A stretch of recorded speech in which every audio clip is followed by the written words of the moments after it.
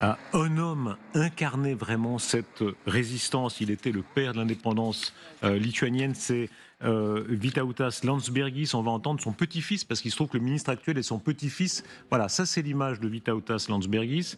Il était président. Il était le père de l'indépendance de la Lituanie dans ces circonstances particulièrement tragiques. Monsieur le ministre des Affaires étrangères de Lituanie, bonsoir. Merci d'être avec nous en direct. Bonsoir. Thank you for having me. Merci de m'avoir invité. Monsieur le ministre, vous êtes Gabrielius Landsbergis, le petit-fils de Vytautas Landsbergis qu'on a vu avec nous.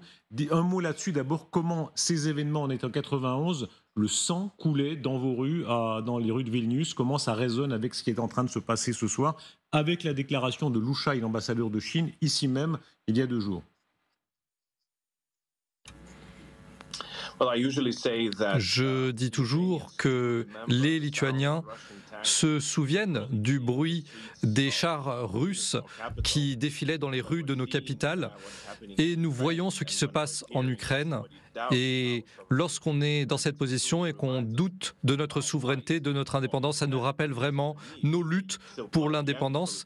Même moi, en tant que, entre guillemets, jeune politicien, je me souviens du bruit des chars. Donc vous vous imaginez bien qu'il y a beaucoup de personnes dans mon pays pour qui c'est un souvenir très vivace et ils sont vraiment extrêmement offensés par les commentaires de l'ambassadeur. Quel souvenir précisément est-ce que vous avez? On mesure à ce que vous dites là, c'est le sentiment que l'haleine de la Russie, elle est directement dans votre nuque. C'est très différent quand on est chez vous à Vilnius, quand on est beaucoup plus loin, à Paris, à Londres. Quel souvenir précis vous avez de ces événements? Actuellement, nous sommes des membres de l'OTAN. L'article 5 nous protège et garantit que nous ne serons pas attaqués. Et je pense que les événements en Géorgie en 2008 et en Ukraine en 2014 et la guerre actuelle, l'invasion actuelle de l'Ukraine montrent vraiment que l'OTAN peut protéger les pays qui sont de ce côté de la frontière. Mais quand on parle des événements qui se sont produits il y a 30 ans, un peu moins de 30 ans, Vilnius, la capitale, nous avons tous vu les chars russes, les mêmes chars que ceux qui sont actuellement utilisés sur le front par la Russie en Ukraine. Les mêmes chars étaient utilisés contre des civils désarmés, innocents, qui essayaient de défendre le pays libéré en 1991 et les chars ont tenté de mettre ça à bas. Avant-hier, sur notre antenne, le représentant de la Chine, Liu Sha, c'est un personnage très important. Il compte beaucoup à Pékin. Il a été très longtemps le chef de la division Afrique. Il occupe dans le régime une place importante. Remet en doute la souveraineté même des pays ex-soviétiques. Il dit que, en droit, cela se discute encore. C'est vous notamment. Comment précisément vous réagissez aux propos de Liu Sha?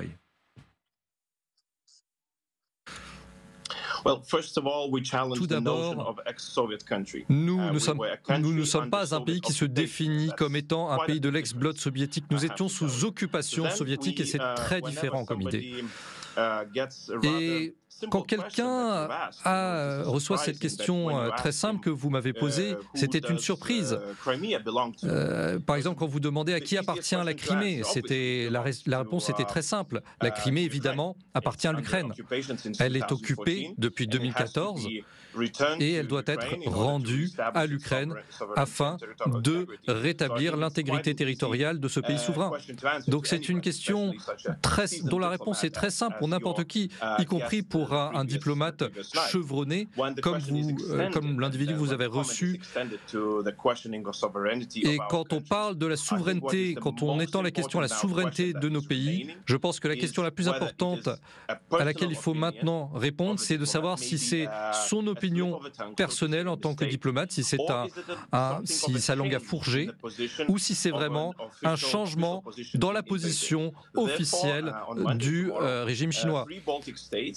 Demain, 3 États baltes sont en train de convoquer les représentants des ambassades chinoises à Vilnius, Riga et Tallinn pour leur poser une question très simple. Et cette fois-ci, il ne s'agit pas de la Crimée. J'espère qu'ils répondront également à cette question en public plus tard. Mais à propos de nos pays, est-ce que la Chine a changé d'avis, a changé de position lorsqu'il s'agit de la souveraineté de nos pays? J'espère que ça n'a pas changé. Vous nous donnez ici une information, précisez-la bien, qu'on comprenne bien. Vous convoquez, vous, les États baltes, le représentant de la Chine, demain?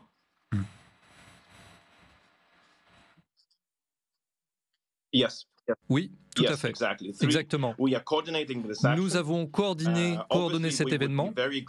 Nous serions bien sûr très heureux si nos partenaires de l'Union européenne nous rejoindront dans cette initiative, si d'autres nous soutiendraient et poseront exactement la même question. Pas faire de suppositions, mais vraiment demander aux représentants chinois chez eux quelle est leur position officielle lorsqu'il s'agit de la souveraineté de pays indépendants qui ont récupéré leur indépendance après des décennies d'occupation illégale. On attend évidemment le résultat de cette convocation que vous nous annoncez ce soir. Quel est votre message aux Français? Vous savez qu'il y a une partie des Français, une partie des diplomates français, une partie des militaires français qui traditionnellement pensent que la Chine et la Russie sont des puissances qui équilibrent en quelque sorte la puissance américaine. Quel est le message que vous leur adressez?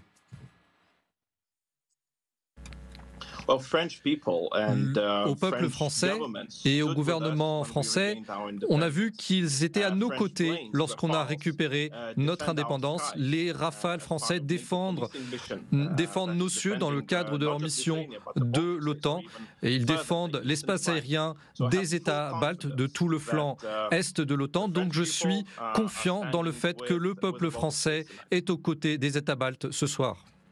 Vous êtes sensible à ça particulièrement, vous soulignez le fait, il faut bien le mettre en évidence effectivement, que les Rafales français ont cette mission de patrouille dans votre ciel.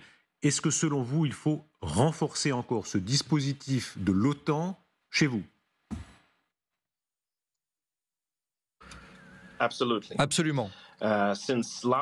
Depuis l'invasion de l'année dernière, nous sommes sans arrêt en train d'informer nos partenaires de l'OTAN, de l'Alliance occidentale, pour leur dire que le niveau de sécurité de notre espace aérien doit être relevé.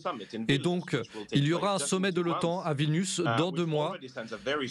Et ça envoie déjà un message fort, parce que le fait d'avoir un sommet de l'OTAN dans une capitale qui est si proche de la Russie et de la Biélorussie, 2 pays qui sont en guerre contre l'Ukraine, c'est déjà un message très important.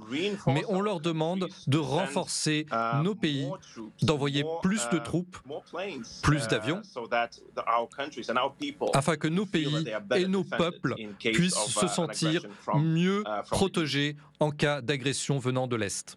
Monsieur le ministre, vous jouerez un rôle très important, vous jouez et vous jouerez un rôle très important. C'est en juillet, n'est-ce pas, le sommet de l'OTAN que vous recevez chez vous à Vilnius.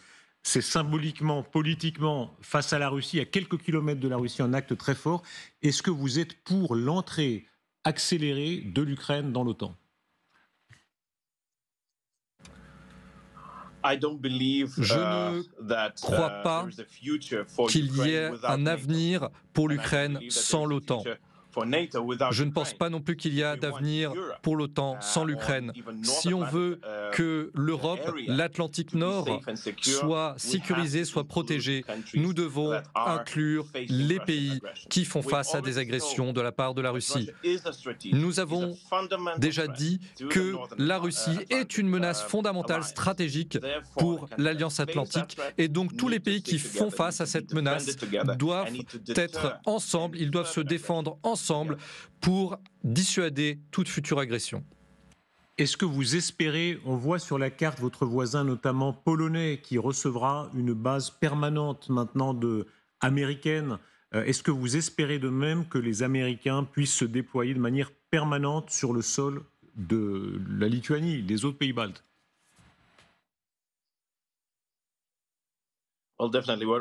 Oui, nous sommes toujours en train de dire que l'Alliance Atlantique dépend très clairement de la puissance américaine. Et on voit cela en Ukraine. Le soutien militaire que les Ukrainiens reçoivent des États-Unis est conséquent. Et c'est ça qui a permis, pour une large part, de retourner la situation lors de l'invasion russe. Et ça les aidera à remporter la victoire. Donc nous voulons toujours plus d'implication des Américains lorsqu'il s'agit de soutenir la sécurité des Européens. Mais il y a aussi une partie de ce fardeau que nous pouvons porter nous-mêmes. Par exemple, la Lituanie augmente ses dépenses en matière de défense. Nous sommes à 2,6% de notre PIB.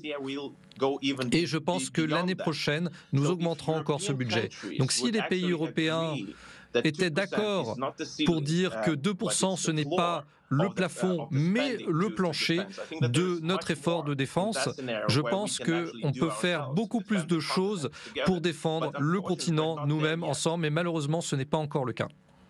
Le président polonais Duda était notre invité dans cette émission il y a quelques semaines. Il commentait très exactement la carte qu'il faut avoir à l'esprit. C'est l'exclave de Kaliningrad et ce corridor de Soulavki, qui est une mince bande de terrain où ils craignent une action des Russes, une action de provocation par exemple. Est-ce que vous craignez là que ce soit effectivement le point sensible ?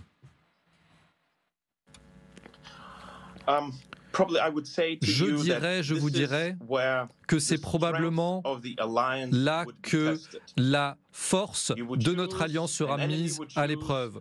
Un ennemi ne choisira pas de nous attaquer de front, il n'attaquera pas la capitale la plus forte, mais il attaquera l'alliance là où elle est le plus vulnérable. C'est pour ça que nous devons montrer que ça n'a pas d'importance l'endroit où nous serons attaqués, que ce soit au sud, au nord ou dans le corridor de Souvalki.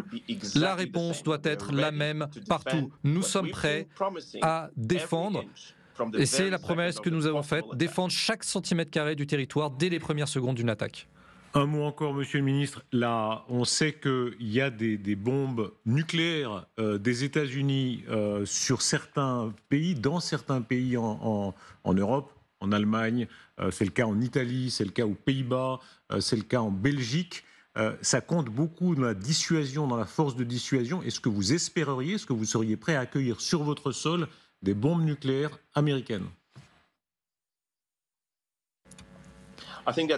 Je pense que la situation actuelle, telle qu'elle se présente actuellement, le conventionnel suffit pour la dissuasion. Et je suis reconnaissant du fait qu'il y a d'autres pays de l'Alliance qui offrent ce parapluie de dissuasion à ses partenaires. Merci beaucoup, Monsieur le Ministre Gabrielus Landsbergis, d'avoir été avec nous en direct sur LCI. Merci beaucoup, bonne soirée. Et je retiens l'information que vous donniez qu'en réaction aux propos de Louchai sur notre antenne, les pays baltes convoquent les représentants chinois pour explication et vous espérez une réaction similaire de l'Union européenne. Merci beaucoup d'avoir été avec nous en direct. Vous nous rejoignez, Frédéric Ancel.